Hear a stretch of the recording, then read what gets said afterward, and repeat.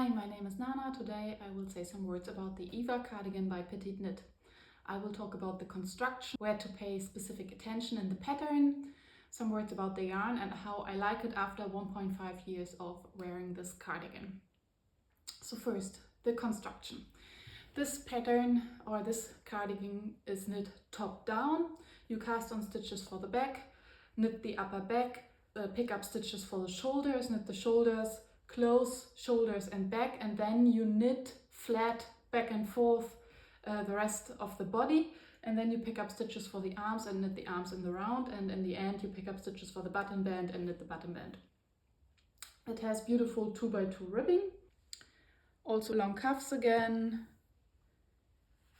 here at the bottom as well, and these beautiful shoulder details here on the back, and it finishes off with a normal bind off, not with a stretchy one, not with a sewn bind off. This is the first PetiteKnit pattern where she uses this ordinary bind off, and it is used here intentionally as a design feature. It took me quite a while to find the right buttons. I didn't want to order online from her web store because I thought there must be buttons for this in the capital of Germany. I must find them somewhere.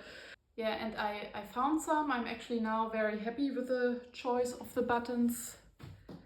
They look like this. I think that goes very well. Is there something tricky about this pattern? It's clearly written, as always, PetiteKnit. What I found a bit tricky is the bind off along the button band.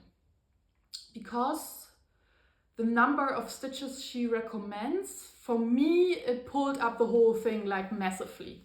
Like until here, and then I thought, okay, maybe blocking will do the trick, but you also bind off with a non-stretchy bind off, and I thought, like, since it is so much pulled up, there is not much room for stretching because of the bind off, and I had to do it, like, I had to redo it 3 times until I got it right. So I think there is no magic trick, it's trial and error. The only tip that I could give is to block it before binding off. Yeah, to knit the button band, block it, and then you already see how much the button band can stretch out, and then you kind of like fix it into shape with a non-stretchy bind off. That might help, yeah. And also then, depending on the length, you have to readjust the position of the buttons. For example, if you want to have a cropped version, then yeah, it might get tricky with the button holes and where to put the buttons. So you have to put some thinking into it beforehand, because obviously you want the buttons to be evenly distributed. And I counted here that I always have 4 rows of purling in between the buttons.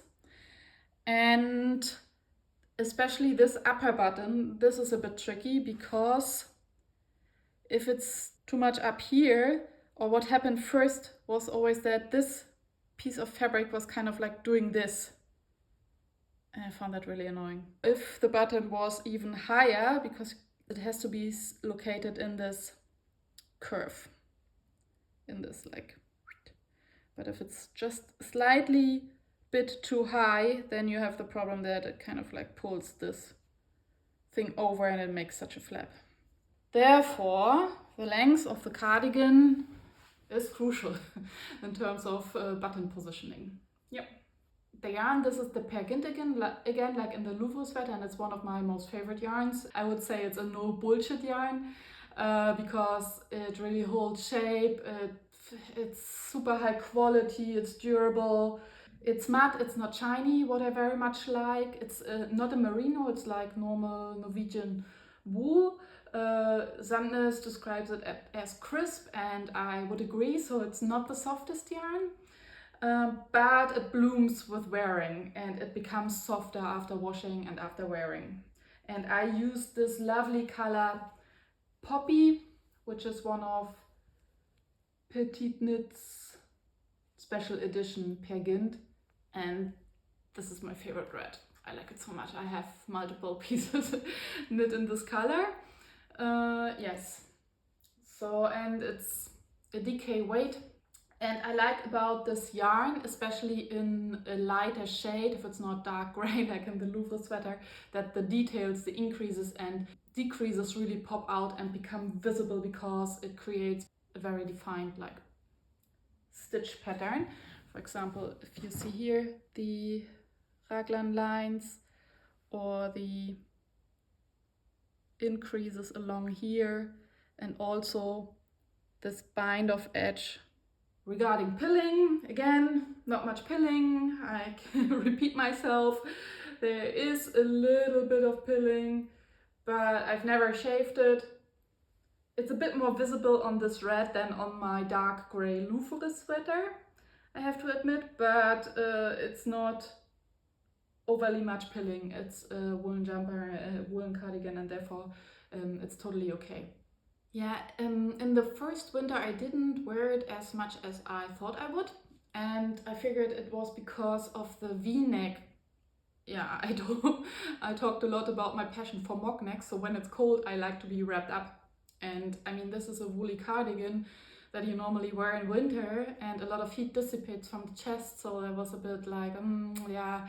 And also in the beginning the yarn wasn't so soft, and I didn't like to wear it on my bare arms, so to wear it with a t-shirt. But it's much softer now, and I like to wear it in spring, autumn when it's not really cold, but getting a bit more chilly. So for that period in the year, it's actually perfect. And yeah, but I think my next cardigan will have a crew neck. Do I have any regrets? No, actually absolutely not. I think I could have knitted 2 to 3 centimeters longer. I'm always impatient and want to finish it, but here I think like a tiny bit longer would have been good. She also in her sample pictures, it looks a bit longer on her, on the designer.